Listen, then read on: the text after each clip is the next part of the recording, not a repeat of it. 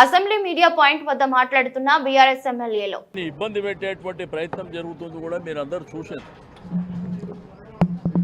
ఈరోజు జగదీశ్వర్ రెడ్డి గారు శాసనసభలో ఏం మాట్లాడిండో మీరు లైవ్ ద్వారా చూశారు.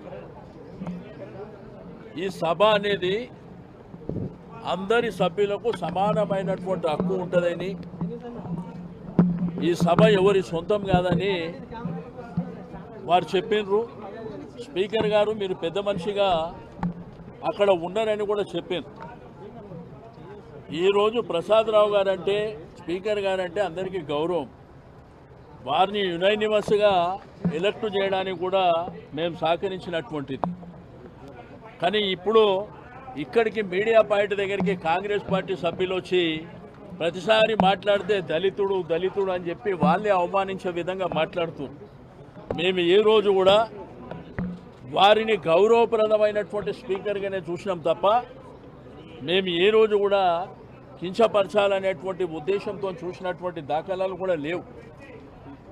అసలు జగదీశ్వర్ రెడ్డి గారు మాట్లాడింది, ఈ సభ అనేది అందరిది, ఈ సభ ఎవరి సొంతం కాదు అనే విధంగా వారు మాట్లాడారు. మీరు స్పీకర్ గారు పెద్ద మనిషిగా అక్కడ కూర్చున్నారని కూడా మాట్లాడారు. వాళ్ళకి ఏం తప్పు అనిపించిందో సస్పెండ్ చేయాలి అని మాట్లాడుతున్నారు. అది కరెక్ట్ కాదు. ఎందుకంటే ఈ యొక్క శాసనసభలో మా ప్రతిపక్ష నాయకులైనటువంటి కేసీఆర్ గారికి ఛాంబర్ లేకుండా చేసిన ఆ అవమానాన్ని మేము భరించినాం. మీరు చూసినారు, ఈ యొక్క శాసనసభ సమానమైనటువంటి, అక్కడ అధికార పక్షానికి కానీ ప్రతిపక్షానికి కానీ, అక్కడ ముఖ్యమంత్రి ఛాంబర్ కానీ ఇక్కడ ప్రతిపక్ష నాయకుని ఛాంబర్ కానీ గౌరవప్రదంగా ఉన్న అవమానపరిచారు. పిఎస్సి చైర్మన్ మాకు హక్కుగా వచ్చేది అక్కడ కూడా అవమానపరిచారు.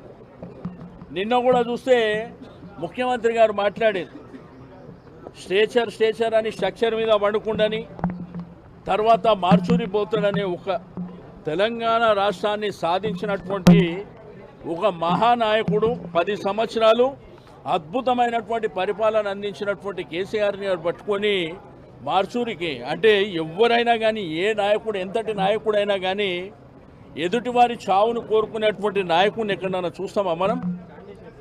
ఈ రోజు ఏంటంటే ప్రతిదీ డైవర్షన్ పాలిటిక్స్. ఇప్పుడు మీడియా పాయింట్ దగ్గర కూడా మేము మాట్లాడనీకి వస్తే అక్కడ కూడా మాట్లాడనీయకుండా వాళ్ళందరూ ఒకళ్ళనికొకళ్ళు వచ్చి మాట్లాడేటువంటి కార్యక్రమాలు చేయడం కూడా మీరు చూస్తూ, సభ అనేది సాంప్రదాయాల ప్రకారం నడవాలనేటువంటి ఉద్దేశం ఈ ప్రభుత్వానికి ఏ కోశాన కూడా లేదు.